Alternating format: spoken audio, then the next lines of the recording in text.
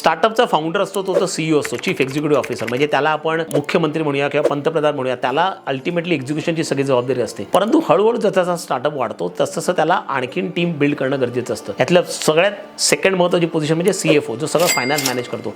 म्हणजे फायनान्स सगळं आणणं, आपल्याला जे फंडिंग लागतं, भांडवल लागतं ते आणणं, त्याचा विनिमय करणं, कॅश फ्लो मॅनेजमेंट करणं आणि त्याला कुठल्या गोष्टींमध्ये आपल्याला जास्त रिटर्न मिळतात त्याच्यामध्ये इन्व्हेस्ट करणं, अशा प्रकारचं काम CFO करतो. CMO म्हणजे चीफ मार्केटिंग ऑफिसर, तो मार्केट्स कुठले आहेत, कॉम्पिटिशन काय करतो, आपलं प्रॉडक्ट ग्राहकापर्यंत कसं पोहोचवलं पाहिजे, कुठल्या पद्धतीने पोहोचवलं पाहिजे, डिस्ट्रीब्युशन कुठलं वापरलं पाहिजे, प्रमोशन स्ट्रॅटेजीज काय पाहिजेत, हे सगळं काम चीफ मार्केटिंग ऑफिसर करतो. CTO म्हणजे चीफ टेक्नॉलॉजी ऑफिसर, आपल्याला लागणारी सगळी टेक्नॉलॉजी हा मॅनेज करतो. म्हणजे तुमचा बिझनेस टेक्नॉलॉजीवरती अवलंबून असो नसो, आता technology is a integral part of the business. CTO हे काम करतो. आणि हल्ली महत्त्वाची आणखीन एक पोझिशन म्हणजे CGO, चीफ ग्रोथ ऑफिसर.